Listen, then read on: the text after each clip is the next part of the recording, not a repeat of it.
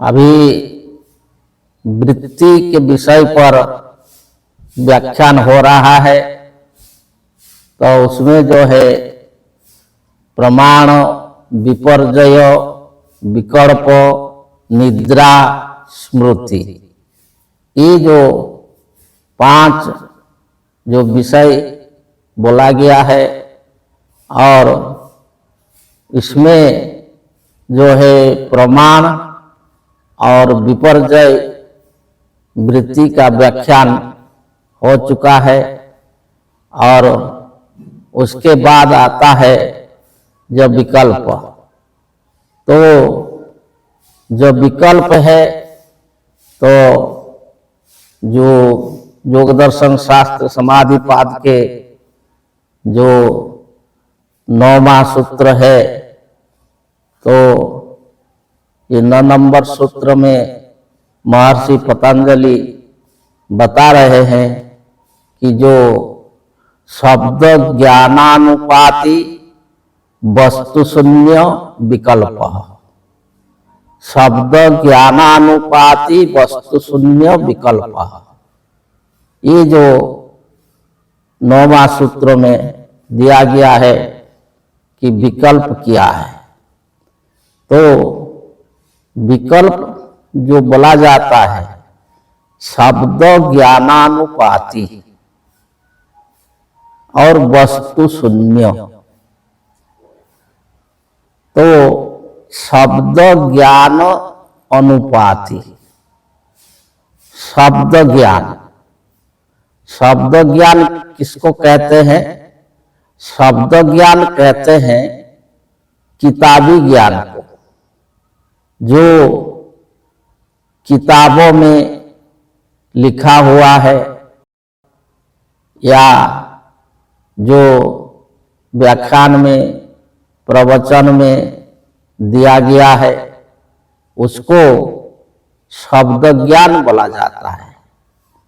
तो ये शब्द ज्ञान अनुपाति, तो ये शब्द ज्ञान को जो अनुकरण करने वाला, अर्थात शब्द ज्ञान में ही जो रखा गया है, जो वस्तु शून्य, जो विषय को रखा गया है, जिसका कि वो वस्तु शून्य है, मतलब वो वास्तव में कोई वस्तु या कोई चीज है नहीं, केवल जो है काल्पनिक है।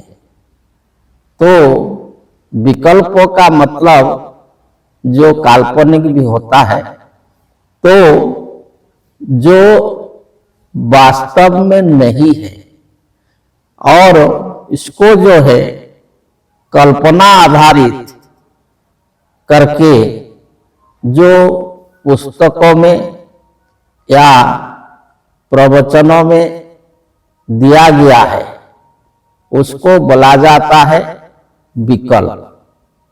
जैसे कि जो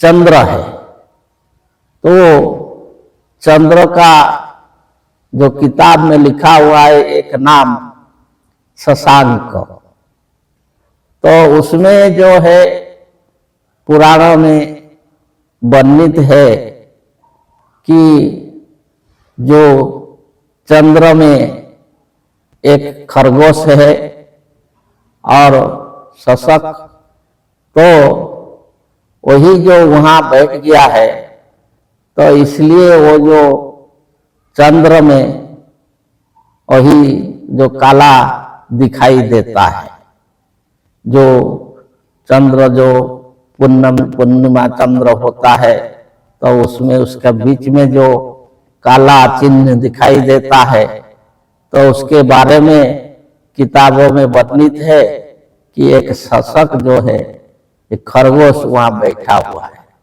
और उसको दूसरा भी वर्णित किए हैं कि ये खरगोश नहीं है, वो है एक मृग है, तो उसको मृगांक भी बोला जाता है। तो वास्तव में जो वैज्ञानिक ज्ञान के आधार में वहाँ ना शशक है ना मृग है, तो ये जो है काल्पनिक जो विचार रख दिया गया किताबों में और लोगों ने उसको विश्वास कर गए, तो इसको जो है शशांक नाम रख दिए गए। ऐसे जो है जो समुद्र का मंथन हुआ और उसमें अमृत निकला, तो वही अमृत को जो पीने के लिए देवासुर में लड़ाई हुआ, तो उसको जो है देवों ने छीन लिया और भगवान ने जो मोहिनी रूप धारण करके वो अमृत को छीन लाए और सारे देवों को बैठा करके अमृत पिला दिए। तो इसके बीच में जो एक असुर था जिसका नाम था राहु, और वो उसके अंदर घुस गया और वही जो बैठे थे सब लोग देवताओं ने, इसके बीच में वो भी बैठ गया। तो जब वो अमृत देते चले तो वही राहु को भी मिल गया। वो जब पी लिया तो उसको चंद्र ने देख लिया, सूर्य ने देख लिया, तो वो बता दिए कि ये अमृत पी लिया, ये असुर है, असुर है। तो फिर जो है भगवान ने उसको अपना चक्र से उसका मस्तक को काट दिए। लेकिन वो जो अमृत इसका जो कंठ तक चला गया था, तो उसका मस्तक जो है जीवित रहा और वो जो चंद्र और सूर्य उसको चिन्हित कर दिए थे, तो इसलिए जो है वो उनको जो है समय समय पर ग्रास करता है। उसको चंद्र ग्रहण और सूर्य पराग बोलते हैं। तो वही जो वर्णन है किताब में, ये तो वास्तव में नहीं है।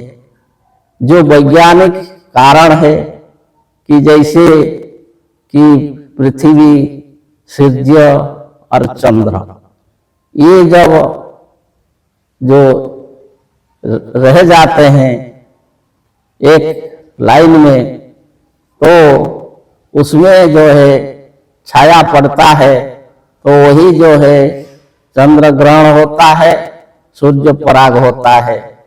तो ऐसे जो काल्पनिक कथा जो किताबी ज्ञान में आता है, या जो मजहबी प्रवचकों ने, मजहबी गुरुओं ने जो अपना प्रवचन में बताए हैं, तो लोग जो है उसको विश्वास करके मान रहे हैं।